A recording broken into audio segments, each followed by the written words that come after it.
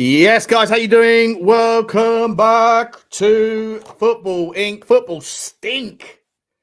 This morning, just come over from the Spurs talk show. If you have joined us from the Spurs talk show, hi everybody. This is, if you haven't seen us before, this is Jonny and my second channel, Jonny's channel, and we are looking for your love. So like the video, hit the subscribe. We're a small channel trying to grow, but we have an awesome loyal fan base over here. Every day we dial in, talk about whatever's going on in the world of football. Obviously, we've got a lot to talk about that's Spurs related today because it's just been a shit show, but we will cover all the other games as well. So all of you guys in the chat, love to see you all. Thanks for being here.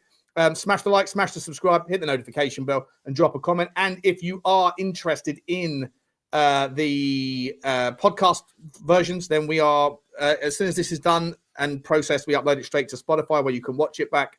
And you can obviously listen to it back on all the other stuff, all the other podcast platforms. So please do go and give us a follow and a rating over there. Jonny, terrible day, mate. How you doing, buddy? Or terrible weekend? How you doing? Yeah, well, I've had a bit of a monster weekend. I had a burglary break-in on Friday, which was a bit of a mare. Had an absolute shocking day yesterday. Up all night, most of the night, up in the morning. I thought, you know what?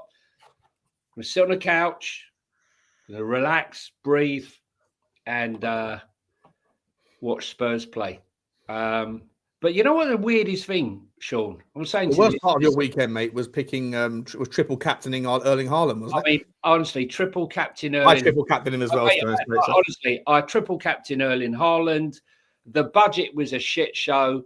I've had 3 defeats in a week. I've been robbed. Yeah, I sit down.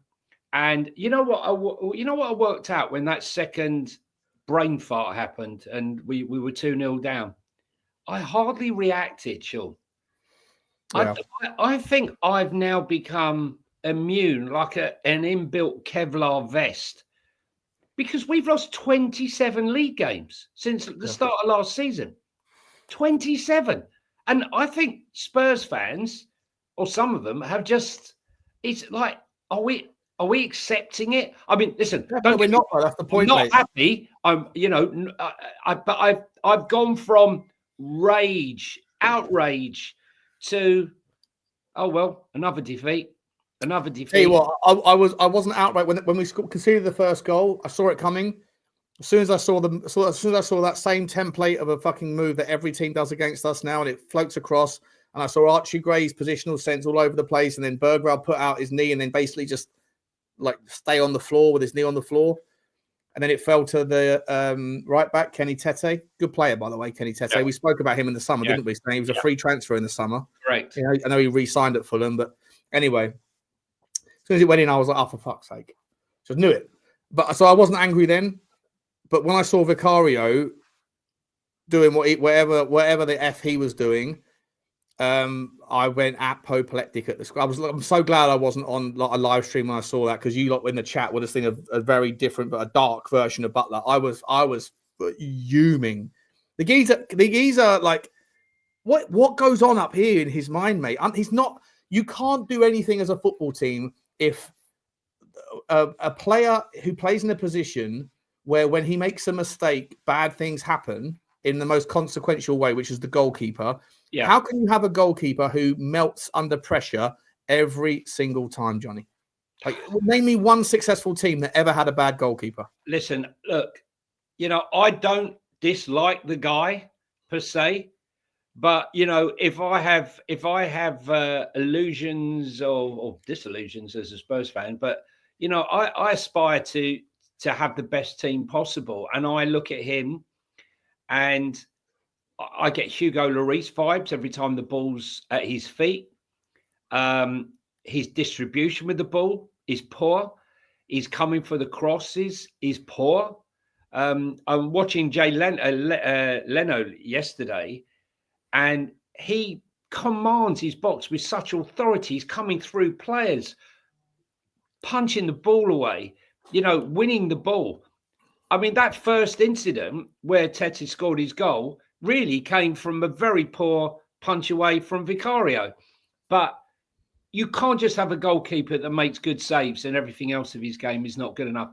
And second of all, I can't stand him shouting. He always seems to shout at the kids, right?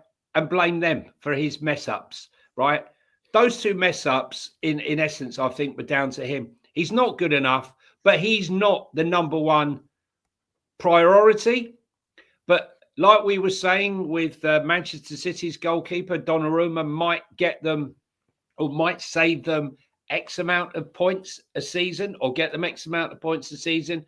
I'd like to know how many points a season do you think that Vicario costs us over a point of a season? I'd actually suggest, mate, that it probably nets itself out. Like, I actually think his you might be right. XGA, or whatever it's called, I think he actually outperforms because of the wonderful things he did against Monaco, and he kept the goals that he kept the Chelsea scoreline down to 3 or to 1 rather than 3 or 4. You know, but just like in games where he fucks up, he costs us the whole points. In games where he plays really well, he saves us from a drubbing, but we still end up losing anyway. So, but his XGA is probably very good. Yeah. Versus the actual the goals against. Do you think there's a better balance, Sean? What I'm asking you is, I'm not denying he's made some fantastic saves and saved us in some great games. I'm asking, is there a better goalkeeper out there that gives you the balance between making Mike Maignan, by the way. Yeah, Mike Maignan is the one we like. Yeah, unbelievable. Yeah, but you go and get the guy from Porto. There's Costa. Diego Costa is unbelievable. There's goalkeepers in the Premier League. Like Kelleher, you take Kelleher in a heartbeat. Listen, I wanted him when he was before we even signed Vicario. So yeah, there are a lot of goalkeepers that command themselves. It's and just to Stegen, but to Stegen's third in the German list. Like there's 3 goalkeepers, 2 goalkeepers ahead of him, but. Yeah, like there's lots of goalkeepers out there, Johnny. I don't think it's the priority. It kind of is, but it kind of isn't, because he'll sit there and say, "Look, I was supposed to concede 10 goals this season. I've only conceded 6 or whatever, but I've got a 4. But like if you get a point against Monaco, and 3 of the goals that he's kept out would have been like you've got us a point, but yesterday cost us 3 points in my opinion, because we were 2-0 down, and then it like. You know, by the way, he wasn't just shit for that one moment, Johnny. He was all over the place for the. Listen, honestly, it was. Look.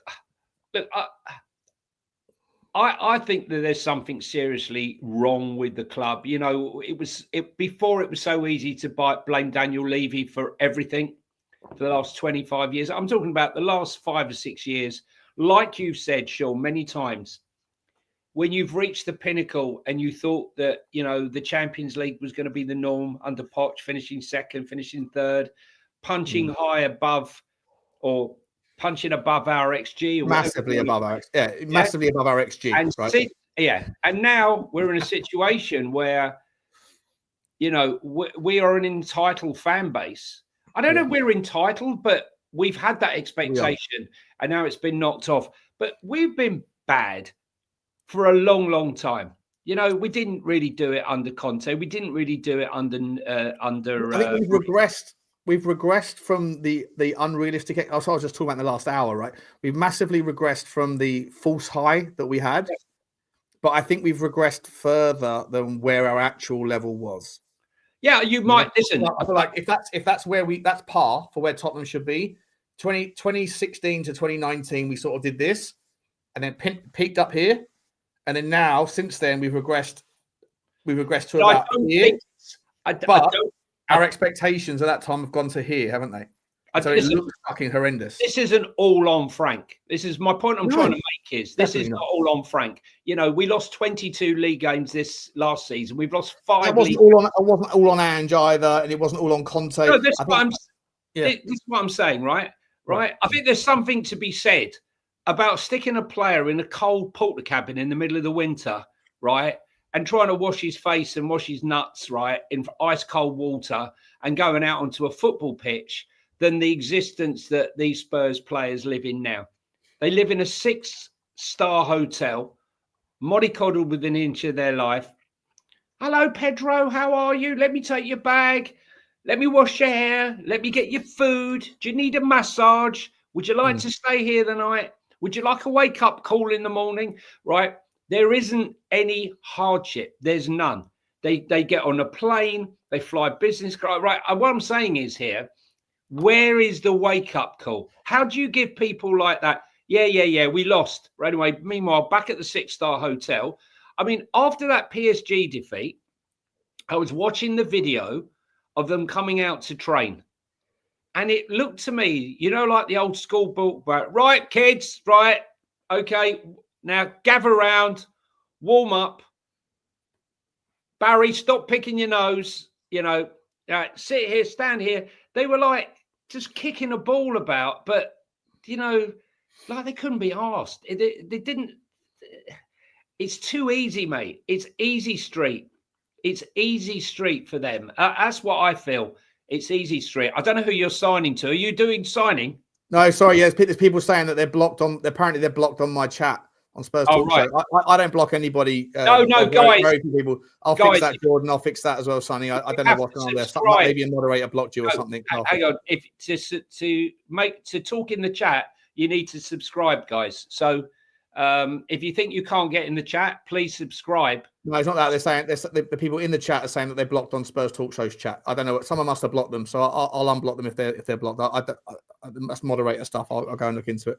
Spurs Digest. Johnny never said this under Ange, but under Frank, totally different take. Strange that. How's it different take? I'm not making excuses for Frank, and I didn't make any excuses for Ange, mate.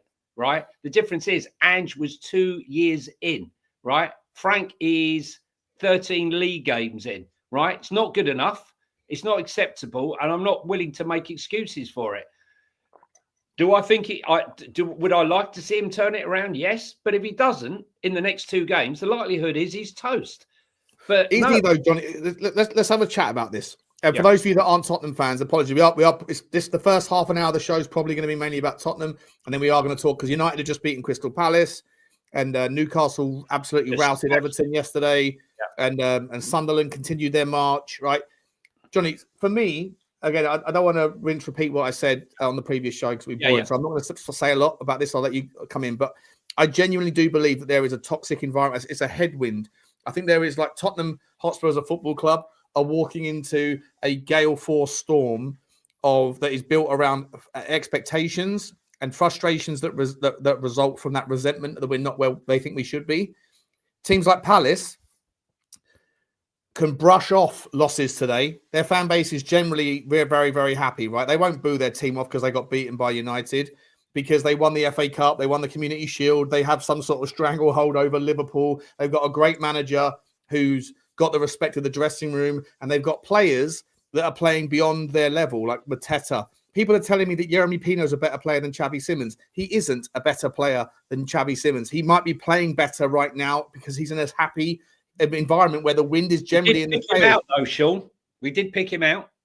No, yeah, I rate. I rate. Yeah, we both rate Yeremy Pino 100%. Yeah. I'm just saying that Xavi Simons is a fantastic player, but he's not playing. It's just a horrible environment at Tottenham. Johnny, in the last 12 months, right? Let me just talk about visible experiences that fans can see of Tottenham Hotspur employees. Ange Postecoglou falling out with about 7 or 8 different fans in 7 or 8 different games. We've seen Mickey van der Ven and Jed Spence and Destiny Udogie walk off the pitch and Thomas Frank say, "What are you doing?" And they go, "Fuck off.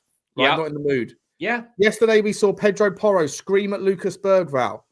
Yeah. "What are you doing, Lucas? Come back. Come back." When it was him. Huh? When it was Porro, Pedro didn't even own up to his own fucking shit. Did he? Well, wasn't it Lucas Bergvall walking off the pitch without thanking the fans? That I'm talking about, like, earlier in the game where he was berating everyone, right? Oh yeah, no, of course. Well, yeah, that's fine. Oh yeah, that's fine. Yeah, I'm just saying, like, visible demonstrations of toxic environments. I'm sure every football club, just like every office, has their rows, their beefs, right? People aren't going to like each other. They'll hopefully kiss and make up, whatever. And the role of the manager is to figure it out. In the last 12 months, I've seen more experiences, or more examples rather, of on-field or visible public displays of toxicity in that team and from management. And now you've also got managers calling out the fans. It's us against the world, and the world includes the Tottenham Hotspur fans. All of this shit. It doesn't look like a happy environment, mate. It looks like there is just like you're trying to walk forward, and everybody else seems to have a fucking tailwind helping them along. Brighton and Hove Albion, right? It's just a nice environment because the expectations of the fans, they're seeing gentle progress. Yes, you win some, you lose some, but you're doing this. Tottenham Hotspur, you lose a game, you're back 5 steps. You win a game. Fan base, mate. Even the fan base is toxic. It's the worst part of it. Yeah. Because everybody's point scoring. Everybody's more concerned with saying "fuck you," "I told you so," and then when the argument flips, which it does in football very quickly, then you're going to get that same heat thrown back at you, and then it just becomes a case of like, I don't want to be wrong because my ego matters. It's. Well, look at Mateta. It's a prime example. Get Mateta out the club. He can't hit a barn door. And then suddenly he's a worldie. We got to keep him at all costs. That's football, fickle football. But what's the solution, mate? Listen, but I felt like this for a long time. I don't think I felt like this for a long, long time. This is like a consistent, evolving thing. I love football under Martin Jol, right? We didn't win anything. But the atmosphere and the way the fans were behind the manager, and I loved Harry. It wasn't perfect, but I just think that was where we were, Johnny. Right? That's where Brighton and Palace are now. Correct. When the expectations were here, and it was just, we're suddenly playing cracking football, and we're winning more than we're losing. Yeah, we lose one, but we'll get back at it next week. We had some good players, and go again. And now it's just like, he ain't fucking good enough. He ain't good enough. He ain't good enough. Fuck this. The manager's shit.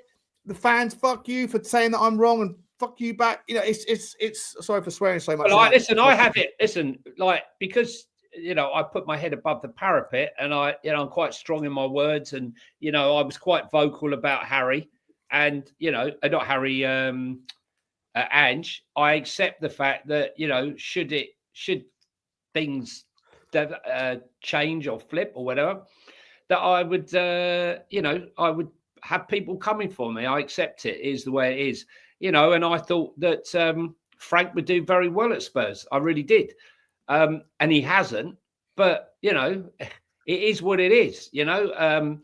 Conte, everyone thought Conte was going to do well at Spurs. He didn't. He did okay, took us to 4th, but didn't win anything. We weren't playing scintillating football. Who can forget that game against AC Milan when we're 1-0 down at home? Just lost a man, and he brings on a defender for an attacker. There's been so many moments in this club. I think the club need to look at the current dwindling season, the ticket pricing, right? No one's taking them. I said this in the last show as well, not to repeat myself too much, but on Korea's Twitter, I've seen. Sorry? Korea has left the building.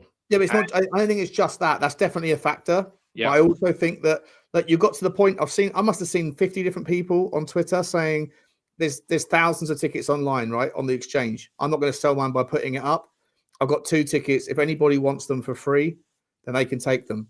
Right? The fans would rather somebody see the game if they're not going to go and they ain't going to get the tickets, and nobody else is going to pay the 80 quid that they're still listed for. I've always maintained that I think that ticket pricing is an economic reality, demand and supply. It's a business decision. If people are willing to pay, people are willing to pay. But Korea didn't make up 15,000 empty seats in the Champions League games, right? The atmosphere, the toxic atmosphere. I used to go to the game, enjoy my game, come home. Obviously, you're upset if you don't win, obviously. But the way we've sunk, and I think the Europa League final, in the worst final known to man in the history of football, European finals, has completely muddied the situation, and people have lost sense of that was that great, flowers, fantastic, but that's masking the absolute crap that we've been swimming in for the last 2.5 or more years. Look how bad it got under Conte, and apart from the first 10 games under Ange, 10, It's been shit ever since. It really has been shit ever since. Ever since that Chelsea game, it's been mainly shit. It really has. Yeah. And I don't know. It's been shit for a long time, though, mate. I think that one of the ways, look, it's not going to affect the 99% of people that don't go to the games, but I do think that one reality check might be some sort of disclosure of the reality of where we're at, and kind of how do you reset fans' expectations? Well, one of the ways that you could do that would be to slash the ticket prices, right? Make them 50 quid max, 55 quid max, right? And then like 40 to 60 quid, something like that. Allow people to come back in of a different demographic. Allow the season tickets to be a little bit lower as well. And then say, look, we can't expect you to pay, and you're clearly not going to pay, because it had this season's demonstration of that. You're not going to pay, like Chateau Neuf de Pape levels of tickets for for shitty box red wine, mate. More like Sasakaya. Well, you know what I mean. You know what I mean, right? You're not going to pay like premium for box wine stuff. So, and I think that they could accompany that with a reality check to the fans. Look, we're going to go through a painful, that whole phrase, painful rebuild, but we're going to go through a project here. We're going to try and get back to where we were 10 years ago on that kind of exciting trend. But we're going to win games. We're going to lose games. But in lieu of that kind of that pain that we're going to go through at times, we're not going to make you have to pay premium to experience it. That's not going to affect the 90% of people that don't go, but at least it's a demonstration from the club that a recognition of where we are. Like, because I think the fan base needs to have their expectations reset, and the club need to kind of acknowledge that in a way that is fair. And I think one of those ways is to sit there and say, none of you are willing to pay 90 quid for a ticket anymore. So let's sort of utilize the reality of the situation where the prices have to come down. But let's take the opportunity to also use that moment to sort of try and reset the expectations, because I think right now Tottenham fans are expecting this, which is unreasonable. This is probably fair, and this is where we currently are. Listen, there's a complete separation between fans, players, and owners. Apart from Stell, the only person happy right now with what's going on is Wahoo, do you think? Daniel Levy. Because apart from Stell, who's the only person who's happy right now. Right. Daniel Levy is probably sitting there going, you think it's good? You think it's easy running this club? You wanted me out? Well, careful what you wish. Go on then. Yeah. When am I getting my money? Am I getting my money soon? Yeah. It's easy to do this, right? Jordan, listen. We'll speak about this on Monday night because he's not here to defend himself. But if you were in the WhatsApp groups, it's he comes alive when Tottenham lose. Yeah, he does. He does. He comes alive. He loves it. He loves rubbing it in people's faces who had an iota of positivity. Got nothing against Stell, by the way. No, yeah, exactly. Yeah, but I mean, I don't know anyone else is that happy when we lose. But it's more point scoring, right? It's more point scoring. But I just think that the club is in an absolute shit show, and this is more than Thomas Frank. It is more than Ange Postecoglou. It is more. It's almost deep rooted. Something's got to change, and we've been stuck in this malaise. Or maybe, guys, this is just where we are. Maybe we're better than what we're putting on, mate. But we are better than what we are now. 100%. But when you're operating in an environment that is purely toxic, let me finish that. Hang on a second, right? We're better than what we are now. What I'm saying is, people think we are automatic. We should be top 4 every season, right? We can see the gap has closed between the 6 and some of the ones below it by some of the results that are taking place week in and week out now. Liverpool losing to teams that they would have smashed, Man City struggling to beat a Leeds team, and so on and so forth. But this isn't acceptable. What do you think? I mean, we've got our problems. Liverpool, they won the league and are now, in a situation where they're almost in free fall, Sean. Where, what do you do if you're a Liverpool fan? Do you let him ride it out until the end of the season? I don't know, mate. Liverpool fans aren't used to this cycle. It's not an experience they go through too often. Before we get to Liverpool, we're gonna move on to the other games in just a second. Yeah. If Brighton, Tottenham were to pull the plug after, say, a loss to Newcastle and then a loss to Brentford, for example, where do they go? Well, this is my point. Yeah, let's score points. You wanted him out. You wanted Thomas Frank, Johnny. I wanted Ange out. I was happy with Glasner. I was happy with Iriola, and I was happy with Frank. We went with Frank. I embraced it. I thought it was a good coach. Happy for him to be here. It isn't working out. Doesn't mean it won't ever work out. It isn't working out. So you get rid of him. Then what?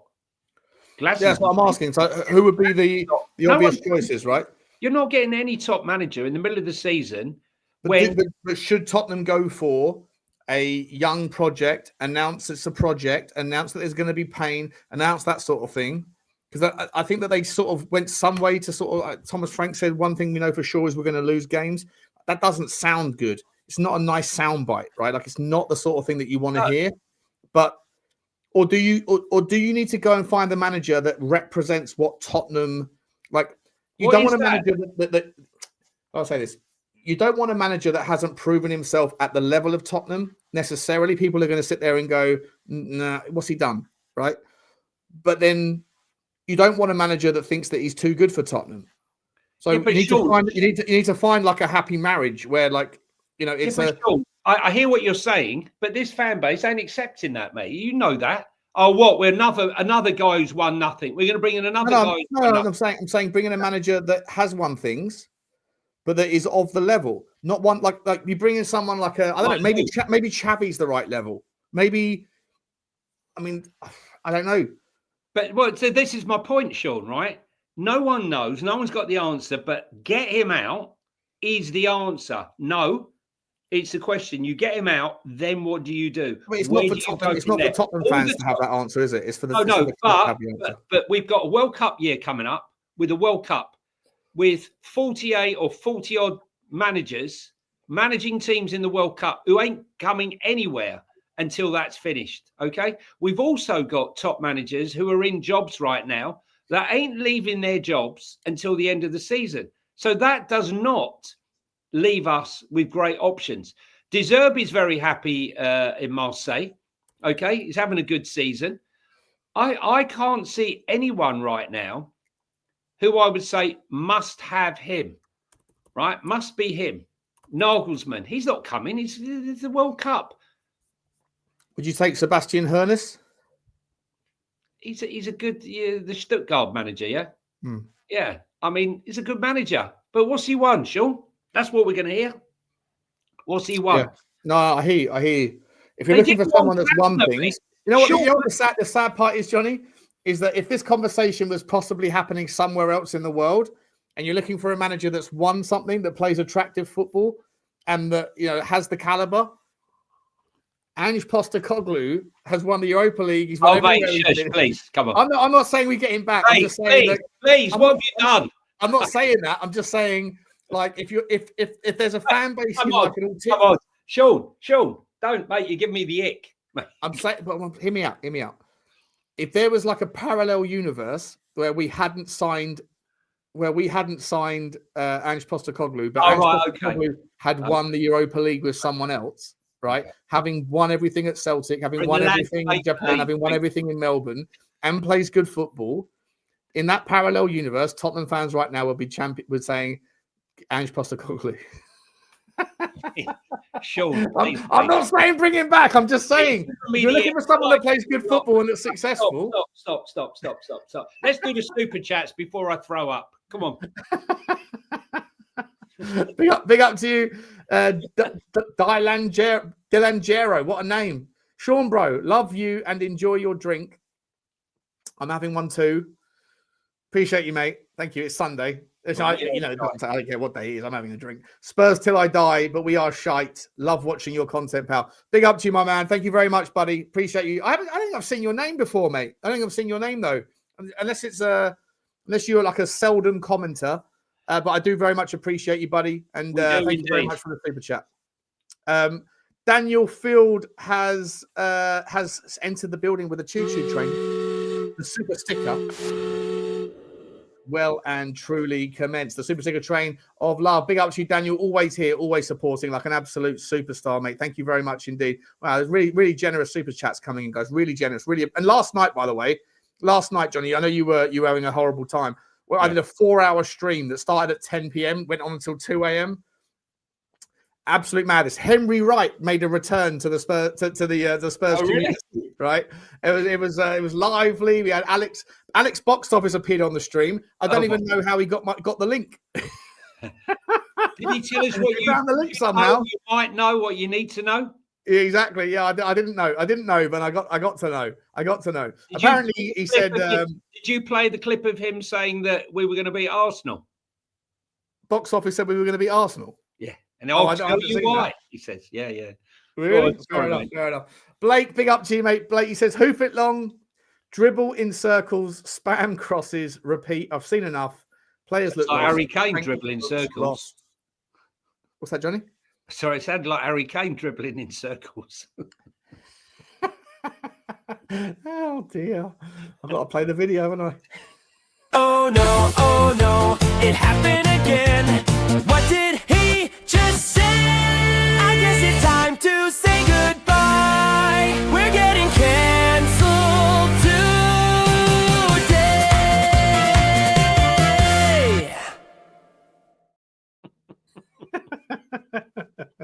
Definitely getting cancelled. Get him out. Enjoy your Sunday, said Blake. Big up to you, Blake. It's early. Must be early for you in the morning. No, it can't be that early. It depends where you are, East Coast or West Coast. Mate, look, a lot of people feel, Frank, get him out. But I think Johnny makes a really interesting... I think a lot of people are making the point. It's one. I don't think Frank is the problem. I think the problem is there's just an energy at the football club that every manager comes in and is the victim of pressure that started long before him. That's I think Ange... Frank has got a problem. I'm not. Two things can be true at the same time, though, Johnny. Right? Like you can be not the right man for the job. You can be making lots of mistakes. Players can also be a part of the problem. The ownership can be a part of the problem. The spend, the budget. All that shit can be true.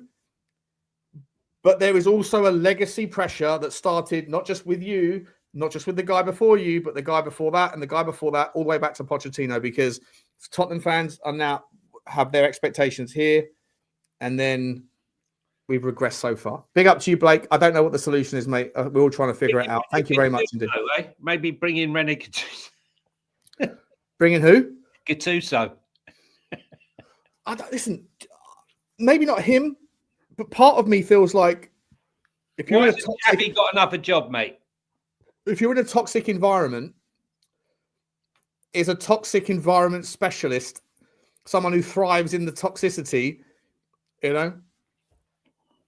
that the sort of guy you want? Or do you want someone to come in that's the antithesis of toxicity, that's peace and calm? Right now, they've all got the blame pie. The hierarchy, the recruitment team, the medical team, the manager, the players, and some of the fans, mate. It's a smorgasbord of blame. Yeah, it is. They've all got a part to play. A veritable smorgasbord of poison. Gattuso was a joke, Danny, obviously. Daniel Field says, I blame the mischievous moon. Fake moon. That moon ain't real. That moon is a fucking spaceship. And if you don't know what I'm talking about, check out Rabbit Hole Ramblings every Tuesday and Friday night. I blame the mischievous moon and my uncle's tights. Big up, Daniel. Thank you again, mate. Not wearing them now, are you, Daniel? Please. Only on a Saturday night. He wears them for Tottenham games on a late game. Sunday mornings, they're in the wash. Big up to you, Daniel. Mate, like I say, not just for the super chat, mate, but you're always supporting with super stickers as well. And you're very, very cool, buddy. Appreciate you very much. A user says, we keep changing manager. Issue is with recruitment. That's also part of it. Agreed. Yeah. Agreed. I think, look, like I said, it's easy to blame everything on Frank. Frank is definitely to blame, but he's not the sole reason we're losing. He's not the sole reason. Some of the players aren't good enough. Some of the players' attitude's not good enough. The atmosphere's toxic. The medical team are doing a shit job. We got the most injuries of any club in the whole of Europe. Yeah, there's too many things going on. Go on, Sean. What's the next one? Thanks very much. Let's move on. Thank you, user. James is coming with a super sticker. Choo choo to you, James. Appreciate you very much. Choo choo, buddy. Thank you for your support of the channel. AJ has also come in and said, big up to you, AJ. He said, Sean, how much more pain? For fuck's sake, every game is like being tasered. It's not far off it. I felt like I had been tasered because I was sat there like this. Normally, if we concede a goal, I'm up going mental.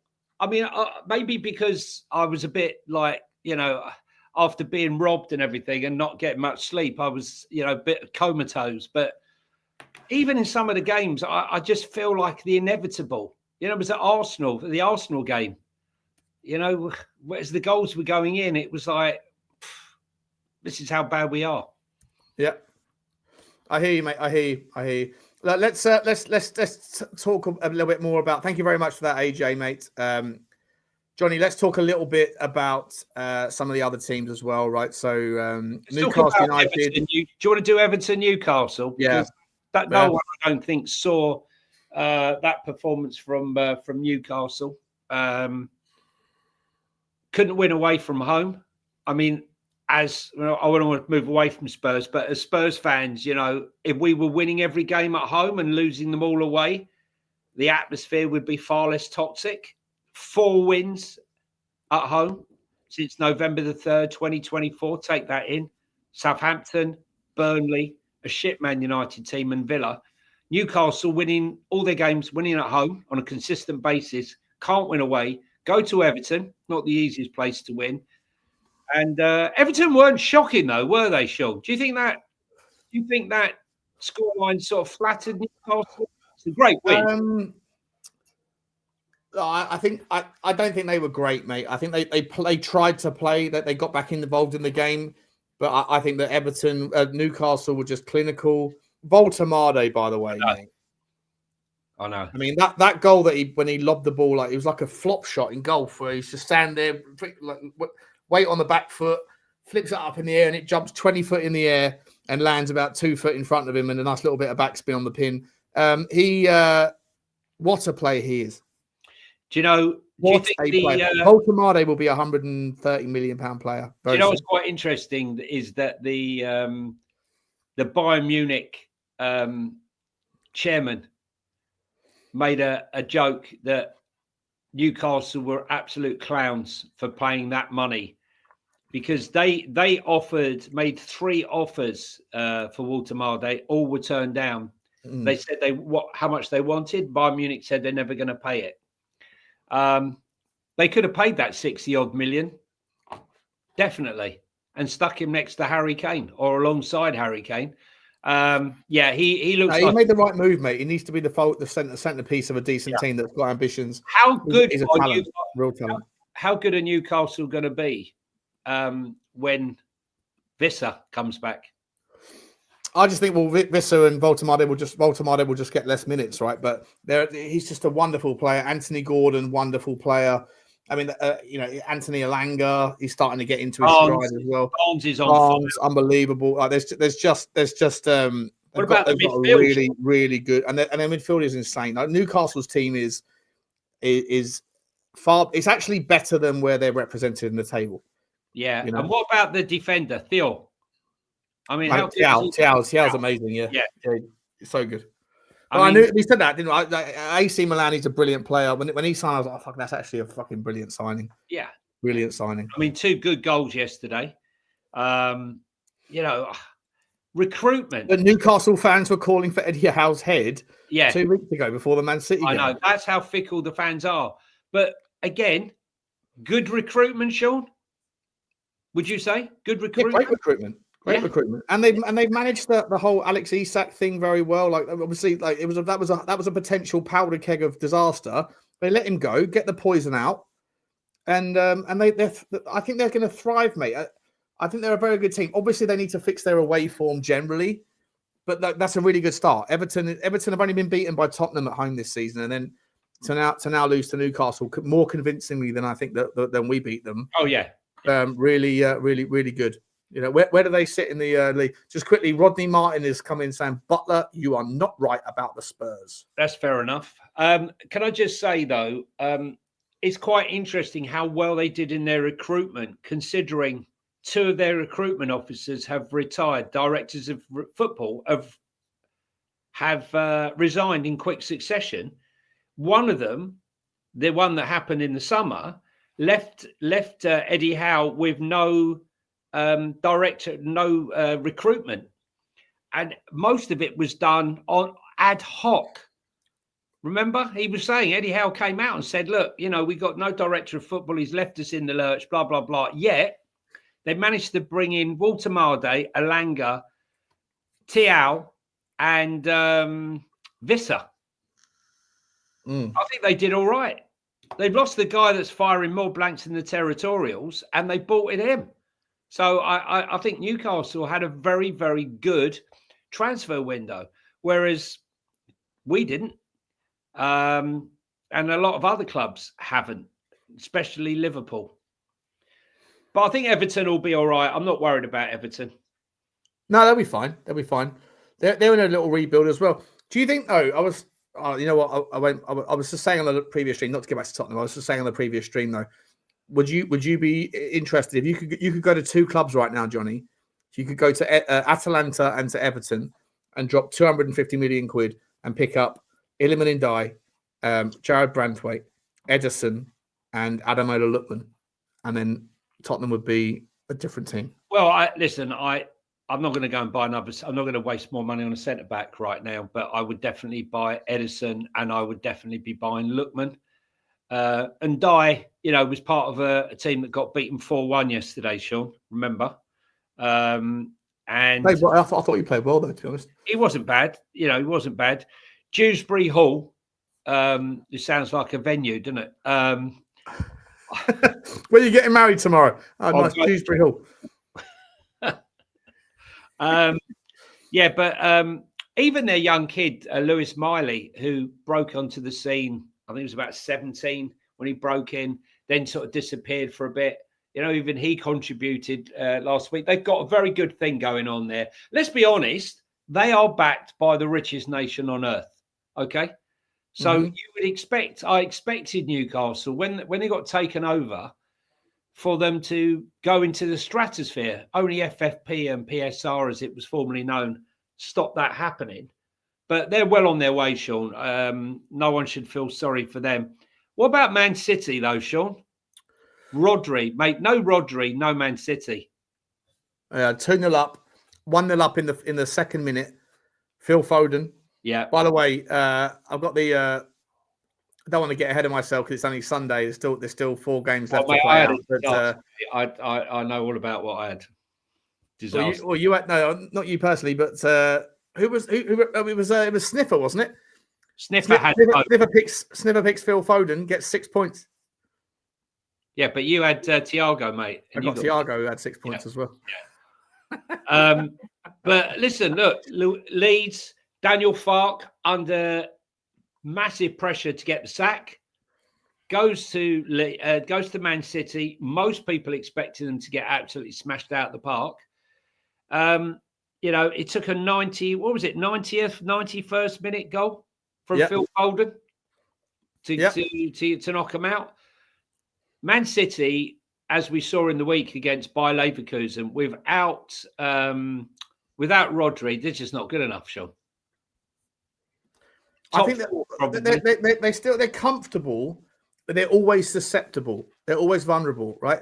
And it's just one of those, you know, again, Rodri, if Man City lose Rodri and Haaland at the same time, for me, I think it's game over. I think they've got too much reliance on 2 players, on too few players, despite having unbelievable talent everywhere.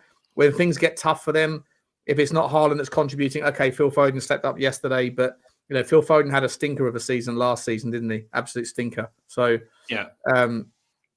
But I listen. I'm super glad. As much as if there's any Leeds fans watching, apologies for hearing this, but I was super glad when they scored the winner, just because it keeps the title race competitive, at least to a degree. Well, we'll come on to it in a minute. But for me, what a game down at Roker Park. Sunderland 3, Bournemouth 2. When Bournemouth were 2-0 up on a lot of the group chats, see, that's what you got. Iriola, I'm a fan of Iriola. Top manager. He should have been our manager, right? None of this thing, right? None of this Thomas Frank. He knows what he's doing.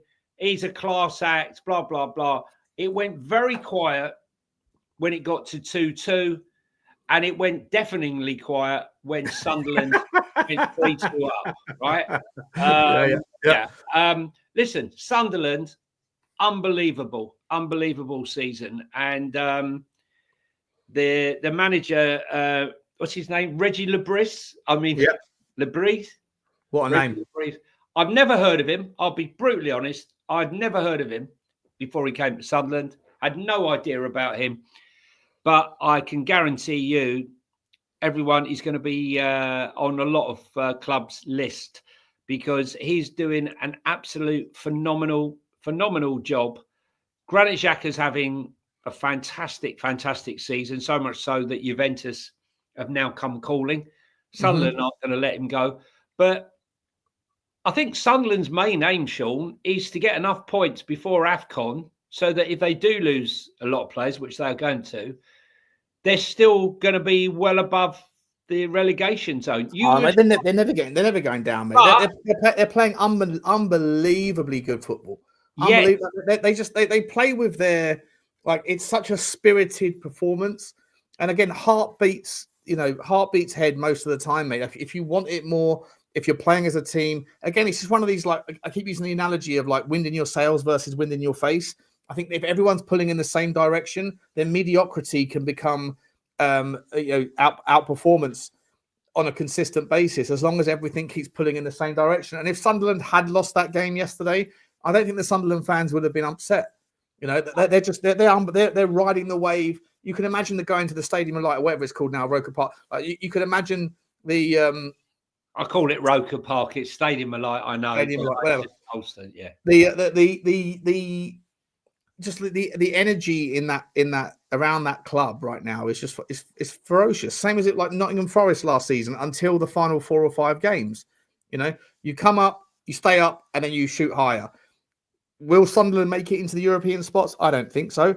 Will Sunderland fans be okay with that in season 1 back in the Premier League? 100%. Survival is that. Listen, survival, staying there, staking your case, your place, and moving on is crucial, because to get 2 years of the money that they're going to have with the risk they went big, Sunderland. They didn't hold back. They invested big time, and we said right from the off that we think Sunderland have done the best bit of business, and nothing's been that I've seen so far has changed my mind on that. And Sniffers, who, by the way, Sniffer, you had a good start to the predictions, mate. Yeah. Not only with your goal pick, but also you picked. I think you picked the first result of the game, Brentford versus Burnley. I think you got spot on as well. So well done. But you're still Eddie Howe out after going to Everton and winning. Interesting. Very interesting. What's the next game, Johnny? The next game will be. Well, I suppose it would be Brentford-Burnley. And the man that can't be stopped right now, let's be honest. Igor Thiago.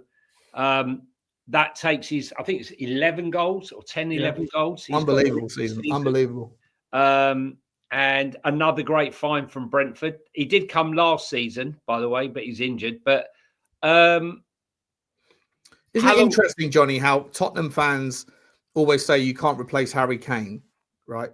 But on a relativity basis, Brentford have replaced what they lost. They lost Vissa and they lost Mpumo. Yeah. Right. I don't know how many GA that would have been for them last year, but would have been a lot. And they've replaced it. You know, Crystal Palace lose Eze and lose Elise, and they replaced it. Yeah. Why is it that we sit there and say that we bought Richarlison and we bought Solanke, and the two of them combined could have gone and bought two decent players, and neither of them have married up. Richarlison was an absolute disaster. Yeah, Solanke's not good enough either, mate. But he hasn't played for us this season. Let's move away from there. I know, but he's not good enough, mate. Let's move away from them. So Igor Thiago and Dango Quintara, who they bought from Bournemouth, scoring the goals. And Andrews, who everyone thought was massively under the cosh, and he would do well to stay up in his first season. They've lost the manager, they've lost coaches, they've lost players, and yet they look better than last season. You know, that's what I mean. That's what I was saying in the previous thing. They don't sit there and like cry about the reality of the situation that they sit in. That when players outperform, they get pinched by bigger clubs with bigger, deeper pockets. They have the next guy that comes in, and they have some sort of wherewithal where these teams can go, yeah, look, it's an obvious eventuality that you're going to lose the players that are slightly too good for you. I think Tottenham needs to get used to that. I think other teams at the top need to get used to that. I think Manchester United have a certain predisposition towards expecting to be able to get the best and get the best out of them and then keep the best. Other teams that are a little bit lower down, they have succession plans in place. And I think that is something that needs to be a little bit more humble. Like, I think there's a little bit too much hubris in certain teams, and there's a little bit more whatever the word for humility. That's not a word, but like need to be a little bit more humble in certain other teams, because Brentford, mate, are a team that's they've got their succession plan. Again, the data model comes up trumps, and the manager at Brentford, Johnny, he's doing wonderful things, right? Listen, Andrew's has done a really good job. Sorry, I just see Liverpool taking the lead, and it's Alexander Isak finally with a nice finish to put them one up. Villa are struggling, aren't they, at home to Wolves? And who would have seen that one coming? Look, there's no in between with Brentford right now, Sean. They've won 6, lost 6. They're very much a team you don't want to face at home. They're not so good away from home. Definitely that tight stadium. They've done very, very well. But I think he's still only got 19 points. It's not like they're miles out of it. Who? No, Brentford. They're 9th with 19 points above Spurs. I mean, we are only 6 points above West Ham on 12, who are 17th. So we shall see. It's still like at the halfway stage. Talk to me on January the 1st when everyone's played everybody once, and then we can assess. But yeah, I mean the league is very tight, mate. And I think it's a point that we have to remember, is that I think you said it earlier. I think we were speaking about it on the phone. The gap between like 4th and 15th has been closed, right? Like every team has got good players that can hurt you. Every team has vulnerabilities and weaknesses, 100%. Look, most people saw today's game, early kickoff between Palace and Man United. Going to Palace hadn't lost at home for 13 games. Man United all over the place, and yet they go there. Palace had a very good first half. Man United, a magical sort of few minutes. Bruno Fernandes setting up Xerxes and Mason Mount. And, maybe a draw was a fair result. I don't know. But United move into, is it top 6? I think they're. Did you watch the game? I just watched highlights, mate. Well, I thought Palace United was a good game. Good game. They went 1-0 down. United did.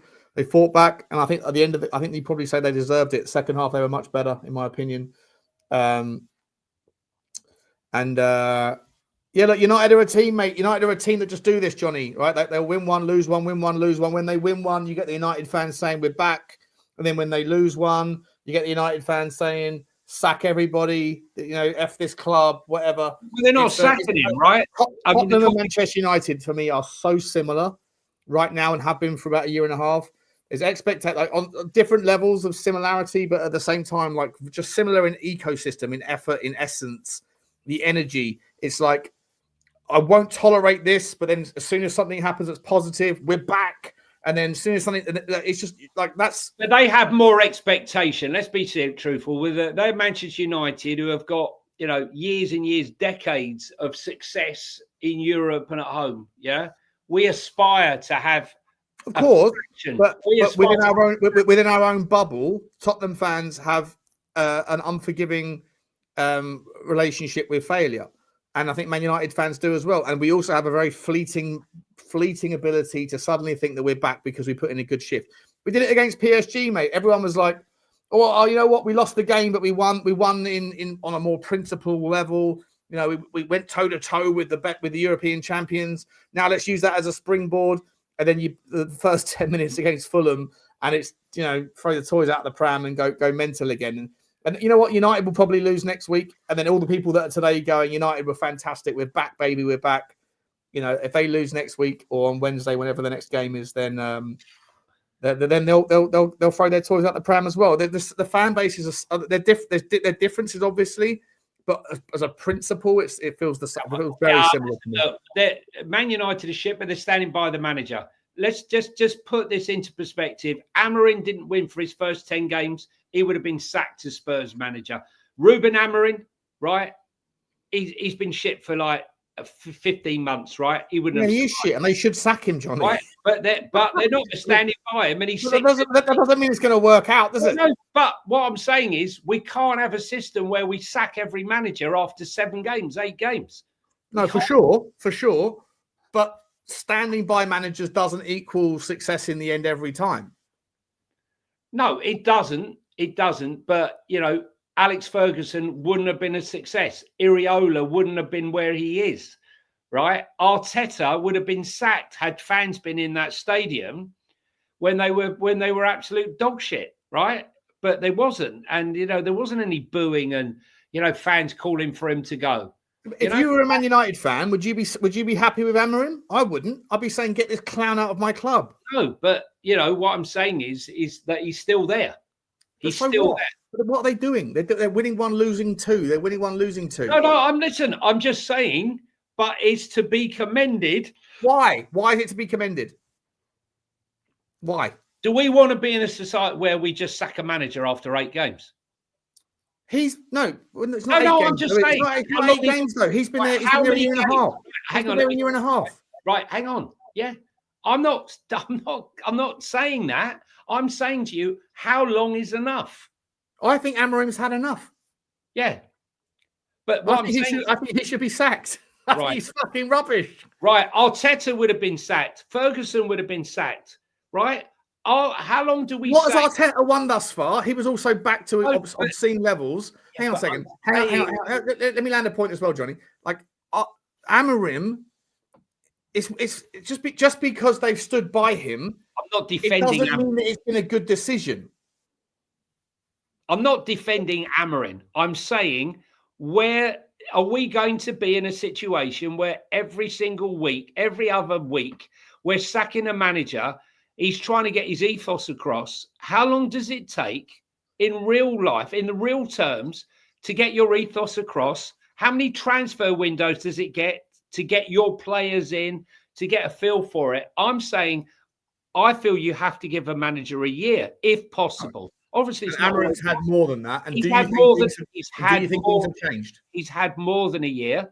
I'm saying it's a strange decision to say we're going to give him 3 years. I thought it was a stranger decision for the Wolves board to give the manager a 3-year contract when he'd lost the first 4 games. I mean, to me, that was like mental. That was mental as well, yeah. And then gone and sack him. Sacked him. He must have been like, yeah, I'll sign that contract. Yeah, and then you got Ange Postecoglou. They got rid of Nuno, right, to bring in Ange Postecoglou to make him a better team, even though Nuno had done a great job, right? There was no loyalty there. Get rid of him. They bring in Ange. It's a disaster, right? But could they and should they have given him more time? No, because I think the trajectory for them was obvious relegation. 8 games. Listen, I'm But no Ange they, fan. they didn't win any of them, right? Yeah. And they were in 18th place in the league. Yeah, no. I get They it. should never have sacked Nuno. Is the real answer. Correct. So they bring in Dyche, and they say, "Oh, Villa have just scored." Right? They bring in Dyche, and he's the Messiah. 3 games in, he's the Messiah. He's won 3 back-to-back. Ange was absolute dog shit. He's now losing at home to Brighton currently, I think. Yeah, home 1-0. to Brighton. And they're still in the mud. Brighton are going about their business, let me tell you, very, very quietly, Sean. Yeah. Very quietly. They have the momentum because there's a fan base that's tolerant of the process. But you know what? Brighton fans like Icarus, they fly too close to the sun, they'll get their wings burnt. And then they'll start to get a little bit expectant. It's just human nature.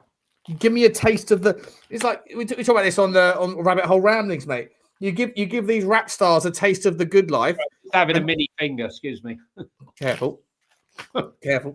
If you, I think if it's the same with football fans, right? It's the second that you get a taste of something that's above your station, you then think that's the new normal. But it doesn't work on the inverse. When you get a taste of the shit life, you don't suddenly sit there and go, "Well, I'll appreciate just getting back to where we were." If you get a taste of the shit life, it's like, no, fuck, this is unacceptable. If you get a taste of the good life, suddenly I want nothing but, caviar and salmon every day or whatever. And it's just, and I think that's the thing with Brighton. In fact, at some point, Brighton will have to move from a selling club into a club where they keep their best players and they invest and they build a stadium and they go on a commercial run and all that stuff. They get into Europe, they stay in Europe, they compete in Europe. And in 3 or 4 years' time, suddenly Brighton fans will say, what's next? Well, listen, look at us. Right, we got to the final. We got a shiny new stadium. We got a state-of-the-art training facility. The players have got a 6-star hotel. Everything's great. Unfortunately, they go onto the pitch. The expectations are huge. The delivery is piss poor. It's as simple as that, and it's been going on for far, far, far too long. Guys, if you're in the chat, please hit the like button, and if you're here for the first time, please hit the subscribe button and tell us who you support. Sean, who do you think is going to win the big one today? I think for the sake of the Premier League, I'm hoping Chelsea win today, just so that we can have a title race. Otherwise, 9 points. Yeah. If Villa win, Newcastle have won, United win. I'd like Arsenal to stay. It would be cool if Arsenal lost, and then everything got a little bit tighter. Even if Tottenham are get punished as a consequence of all those results, is fine. It would just be nice to see an exciting, a very compact Premier League. If Arsenal beat Chelsea today at Chelsea, then Arsenal have already gone to Newcastle. They've already gone to Liverpool. They've already gone to Chelsea. They haven't yet gone to, and they've obviously played Spurs. They haven't yet played City, and they haven't yet played Villa away.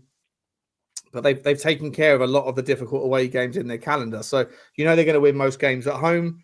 Yeah, you need Chelsea to win today. I think everyone's rooting for a Chelsea win generally. So I mean, what a dilemma! I hate them both. No, I can't stand Chelsea as much as I can't stand Arsenal, but I'm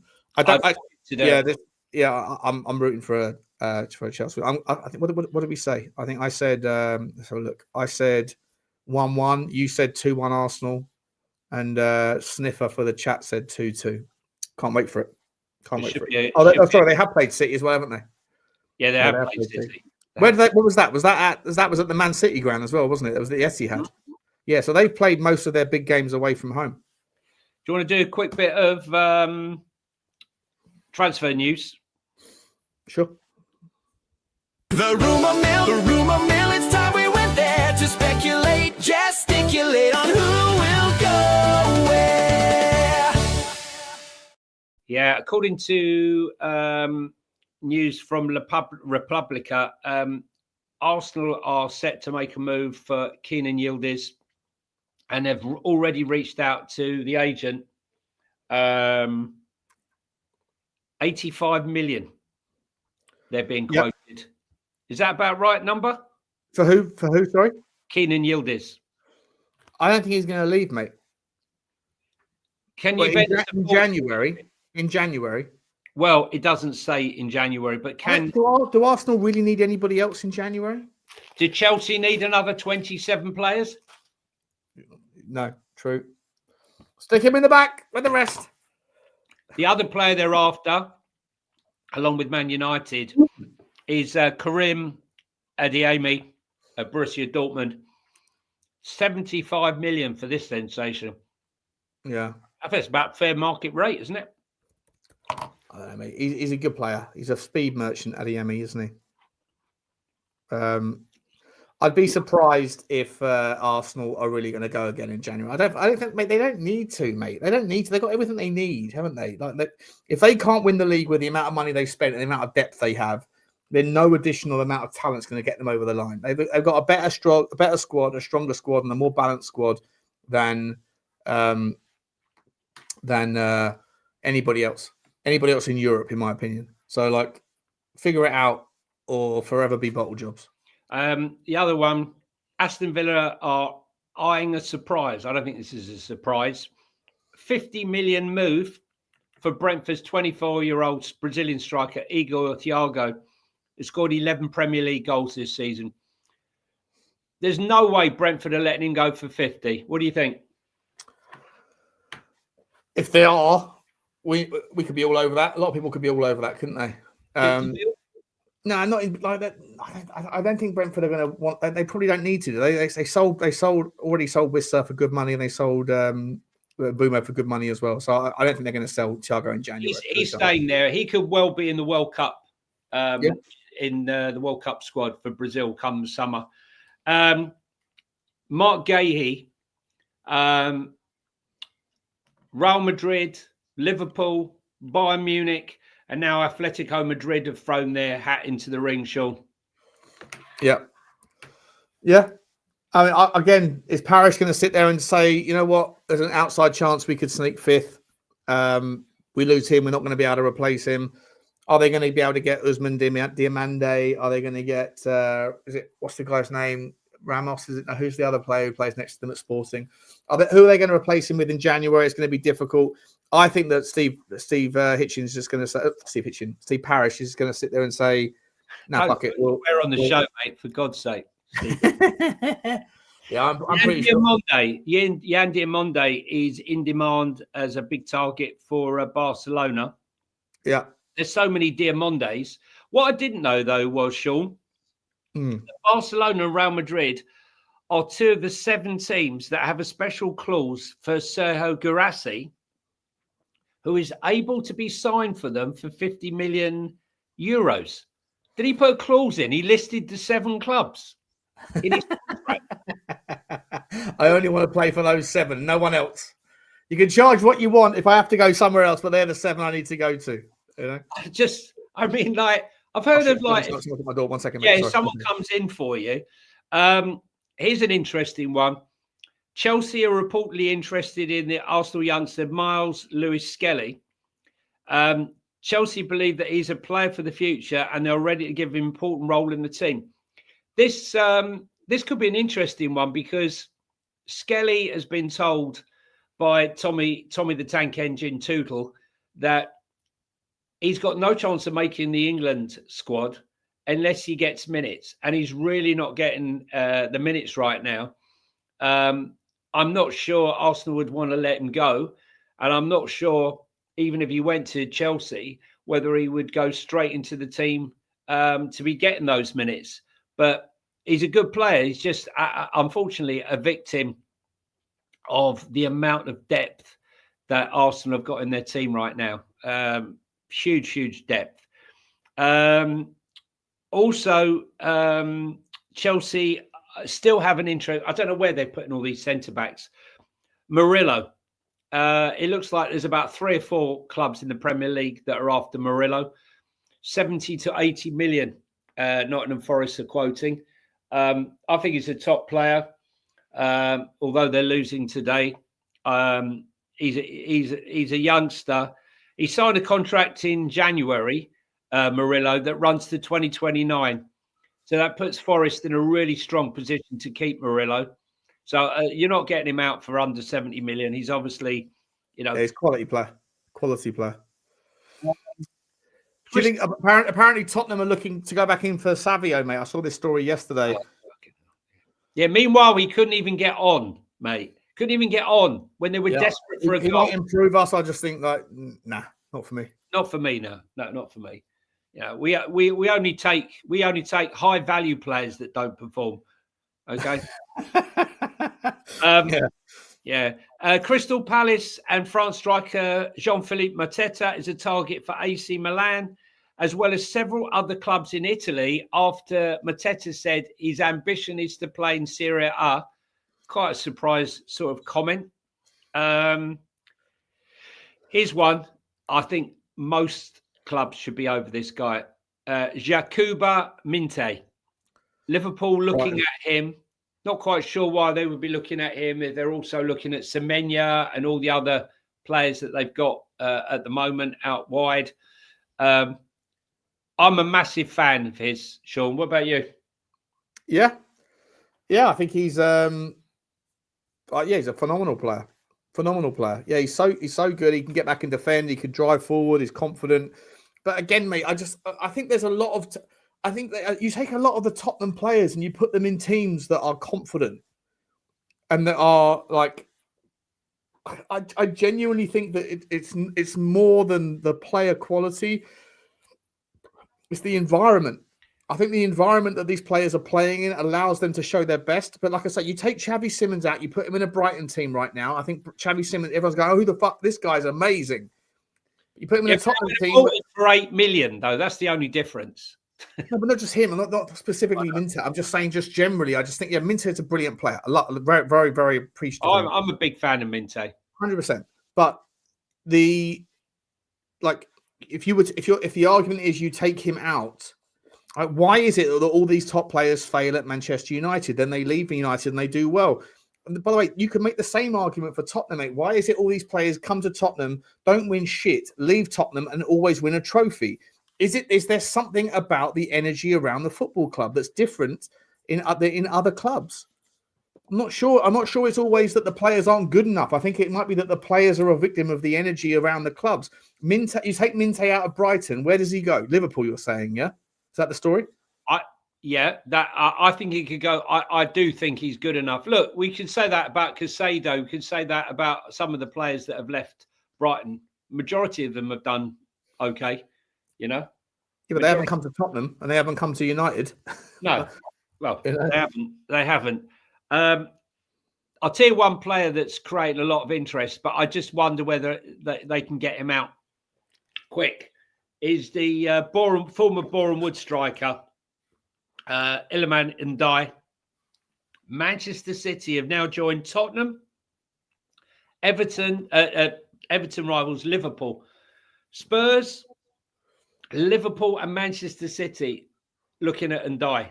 Yeah, he won't go to Liverpool. No, it's lazy. It's laziness, isn't it? It's a lazy argument. Laziness. It is laziness. But that's Foot Mercato with that one. No chance. It's like they woke up yesterday and didn't realise there was a rivalry there. One that's not going away is Junior, not Junior. What's this?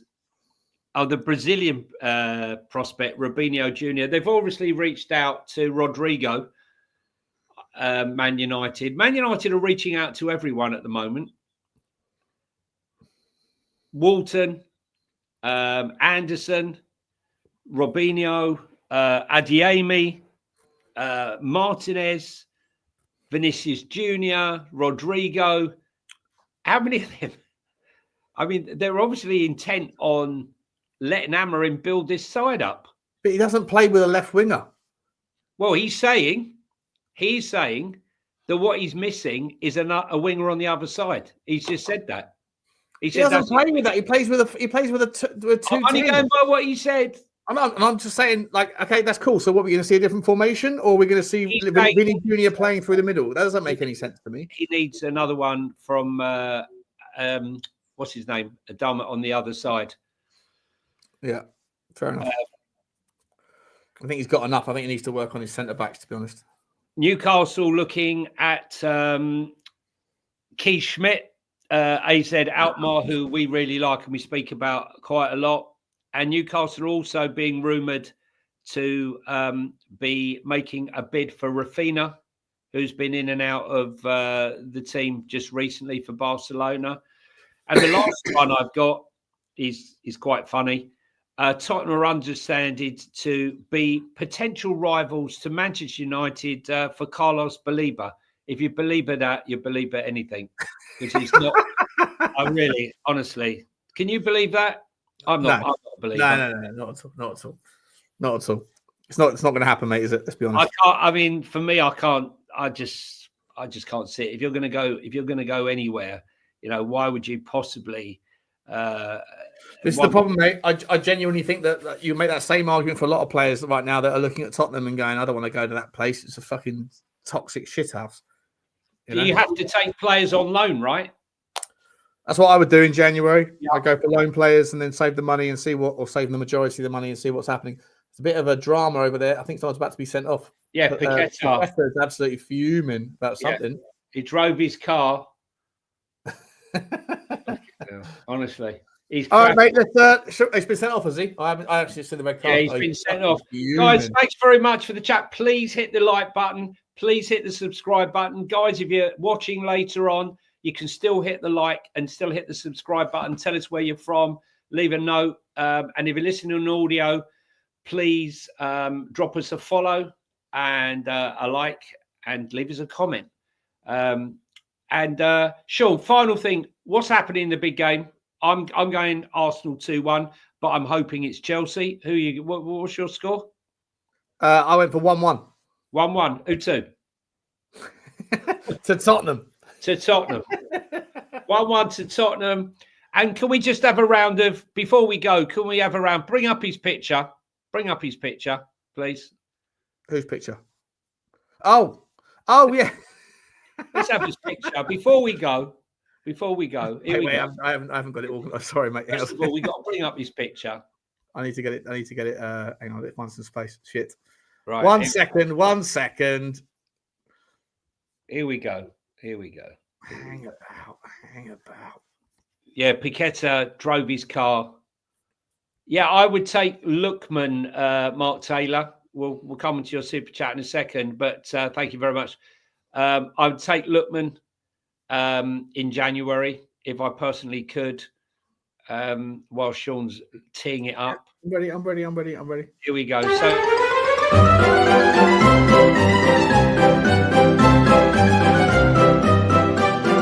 It's the clown show of the week. Who is it, Sean? There he is. Fucking idiot. There he is. Clown of the week. Oh dear. Week, honestly. Next time I'll have that lined up a little bit sooner, just for the flow of the conversation. Don't worry. I mean, listen, it's unfortunate.